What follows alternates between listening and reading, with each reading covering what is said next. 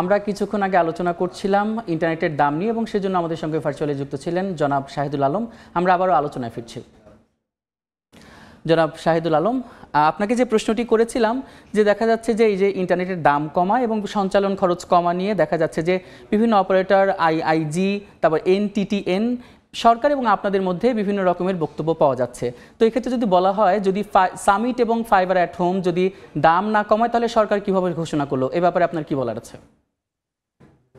প্রথমে আমি একটু বলে রাখি এখানে সরকারের পক্ষ থেকে এবং রেগুলেটরের পক্ষ থেকে এবং আমাদের দিক থেকেও আমরা আন্তরিকভাবে চেষ্টা করছি আমাদের ইন্টারনেটের দামটা কমে যাতে একটা অ্যাফোর্ডেবল পর্যায়ে আসে, যাতে আমরা আমাদের যে আনকানেক্টেড পিপল আছে, আনকানেক্টেড জনসাধারণ আছে, তাদেরকে যাতে আমরা এই ডিজিটাল কানেক্টিভিটির মধ্যে আনতে পারি। এই ক্ষেত্রে যে ঘোষণাটা দেওয়া হয়েছে সেটারও একটা প্রসেস আছে। আমরা আমাদের পার্টনারদের সাথে যোগাযোগ করছি, তাদের সাথে আমাদের একটা কনভারসেশন হচ্ছে তাদের জি। ঘোষণাটা যাতে অফিসিয়ালি আমাদের কাছে কমিউনিকেট করা হয়। আমরা আশা করছি যে ওনারা যেই ডিসকাউন্টের কথা বলেছেন বা যে প্রাইস বা মূল্য যেটা কমানোর কথা বলেছেন সেটা কার্যকর করবেন। কার্যকর করলে আমরা সেটা রিফ্লেকশনটা পাবো। এটা কিন্তু আসলে হঠাৎ করে একদিনের ঘোষণা কোনো বিষয় না। হুম। টেলিকমের বা মোবাইলের যে মূল্যটা সেটা অনেক কিছুর উপর ডিপেন্ড করে, এবং সেটার মধ্যে অফকোর্স এটার মধ্যে যে কস্টগুলো আছে, আমাদের ইকোসিস্টেমে যারা আমাদের পার্টনাররা আছে তাদের সকলের সহযোগিতা প্রয়োজন। এখানে আপনি যেভাবে যেটা বলেছেন যে এখানে আমাদের আইআইজি অপারেটর আছে, এনটিটিএন অপারেটর আছে, সবার সহযোগিতা পেলেই তখন আমরা দেখবো যে ধীরে ধীরে আসলে ইন্টারনেটের দামটা কমছে এবং সহনীয় পর্যায়ে আসছে। আহ, এটার জন্য আমরা কাজ করছি, আমরা কমিউনিকেট করছি, আমরা আশা করছি এটা সহসা একটা কার্যকারিতার দিকে যাবে। জি, এই যে দেখা যায় যে সম্প্রতি আপনাদের জন্য DWDM মেশিন এবং দেখা যায় যে ডার্ক ফাইবারের ব্যবস্থা করেছে সরকার। শুধু একটাই চাওয়া যে ইন্টারনেটের সেবার মান যাতে ঠিক থাকে এবং দাম যেন কমে। তো সেটা কেন হচ্ছে না, আপনার কি বলার আছে এই ক্ষেত্রে?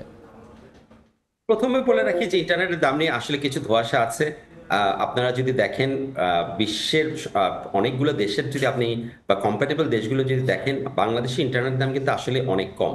এখন এটা হয়তো বা মোবাইল অপারেটর হিসেবে আমরা বলছি, সেটা নিয়ে অনেকেই ক্রিটিসাইজ করতে পারে, কিন্তু আসলে ডেটা যদি আপনি দেখেন, আপনি দেখবেন মোবাইল অপারেটর মোবাইল বাংলাদেশে যে মোবাইল সেবা আমরা দিচ্ছি সেক্ষেত্রে কিন্তু আমরা অনেক সাশ্রয়ী মূল্যে কিন্তু মোবাইল সেবাটা দিচ্ছি। আমরা যেটা পাচ্ছি সেটা হচ্ছে, যেহেতু এখানে একটা ভয়েস মার্কেট আছে, সেখান থেকে কিন্তু আমরা সাবসিডি দিয়ে কিন্তু আমরা ডেটা প্রাইসিংটা করতে পারছি এই মুহূর্তে পর্যন্ত। এইটার ক্ষেত্রে যেটা হয় যে ডার্ক ফাইবার বা আপনার ডিডব্লিউডিএম ইকুইপমেন্টের যে মূল্যের কথা বললেন আপনি, এখান থেকে আসলে আমাদেরকে যে জিনিসটা আসলে বেশি নজর দিতে হবে সেটা হচ্ছে, আমাদের জনগণ বা যে কোনো একজন কাস্টমার যখন রিচার্জ করে তার 56 টাকা কিন্তু ট্যাক্স, বিভিন্ন রকমের ট্যাক্স, স্পেকট্রাম চার্জ এবং এইসব জড়িত আছে, রেগুলেটরি ফিজ আছে। সো আমাদেরকে আসলে মোটা দাগে সে বড় জায়গাগুলোতে হাত দিতে হবে, কারণ ছোট জায়গাগুলোতে আপনি যদি হাত দেন সেটার যে পার্সেন্টেজ আপনার কস্টের উপর ইম্প্যাক্ট পড়বে সেটা আসলে অতটুকু গুরুত্ব পায় না তখন। সো আমাদের যে জায়গাটাতে গুরুত্ব পাবে সেটা হচ্ছে, যেমন আমরা এখন সার্চ চার্জ দিচ্ছি 1% করে, যেটা আসলে পদ্মা সেতুর জন্য নেওয়া হতো, সেটা এখনো হুম হুম নেওয়া হুম। হচ্ছে। আমাদের সাপ্লিমেন্টারি ডিউটি একসময় ছিল 5%, সেটা এখন 20%। টেলিকমের মতন একটা সেবা আসলে সাপ্লিমেন্টারি ডিউটি কতটুকু কার্যকর বা কতটুকু এফেক্টিভ, আমরা এটা অনেকবার প্রশ্ন তুলেছি এটা নিয়ে।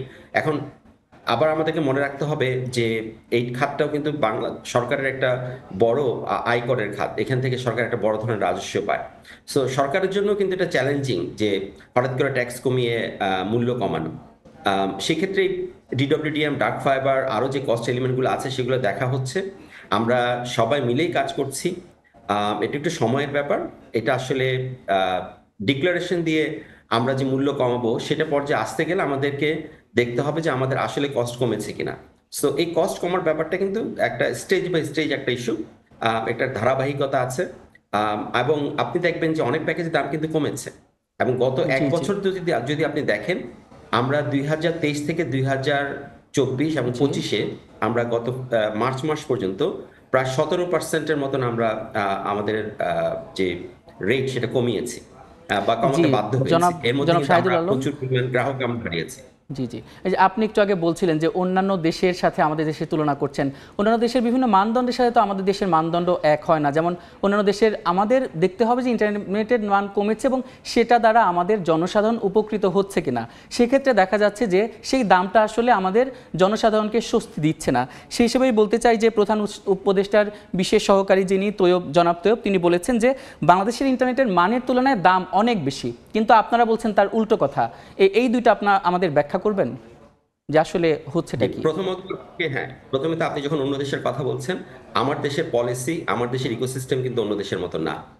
পৃথিবীর কোথাও কিন্তু এরকম আইসিএক্স, আইজিডব্লিউ, এনটিটিএন, আইআইজি এই ধরনের কোনো ভেদাভেদ নেই। প্রত্যেক দেশেই কিন্তু মোবাইল অপারেটর ডাইরেক্টলি এই ধরনের সেবা দিয়ে থাকে। সো এই ধরনের একটা পলিসির উপর দাঁড়িয়ে যখন আমরা মোবাইল সেবার কথা বলি, তখন কিন্তু আসলে ওই জিনিসগুলো আমাদেরকে আমাদের ডিসকাশনের মধ্যে আসা উচিত। এবং আমি যখন বলছি যে আমাদের সেবাটা সেরকম উন্নত দেশের মতো না, আপনাকে কিন্তু এটাও দেখতে হবে যে আমরা আসলে কি করছি এই মোবাইল ইন্টারনেট দিয়ে।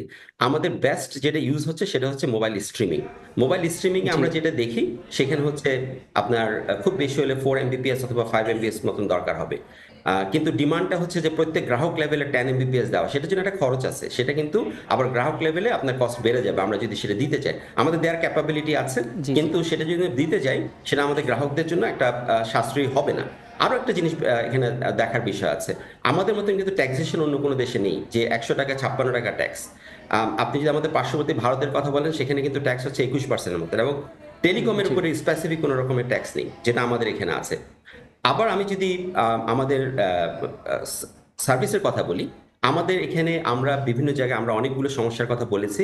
আসলে সেসব সমস্যাগুলো সমাধানের ব্যাপারে সরকার যদি আমাদেরকে একটু সহযোগিতা করে, তাহলে দেখবেন আপনি কোয়ালিটি অফ সার্ভিসটা আরো অনেক বেটার হবে। যেমন ধরেন আমরা অনেক জায়গায় সাইট পাচ্ছি না, যেমন ধরেন আমরা সুলভ মূল্যে স্পেকট্রাম পাচ্ছি না। একদিকে সরকার বলছে আপনাকে দাম কমাতে হবে, কিন্তু স্পেকট্রামের দাম কিন্তু কমছে না। জি, আপনি আসলে যত সেটাই যে স্পেকট্রামের দাম আপনারা বাড়াবেন, একমত হবেন এবং সবাই একমত হয়ে ইন্টারনেটের দাম কমাবেন এবং জনগণের ভোগান্তি যাতে কমে, কম দামে যাতে ইন্টারনেট পায় এবং সর্বোপরি উন্নয়নশীল অবশ্যই দেশে উন্নীতকরণে যেন বাংলাদেশ এই ইন্টারনেট সেবাটা যেন বড় ধরনের একটি প্রভাব ফেলে। আপনাকে অসংখ্য ধন্যবাদ এই সময় বাণিজ্যে আসার জন্য। আপনাকে আমরা এতক্ষণ আলোচনা করেছিলাম ইন্টারনেটের দাম নিয়ে, আর এর জন্য আমাদের সঙ্গে ভার্চুয়ালি যুক্ত ছিলেন জনাব শাহিদুল আলম।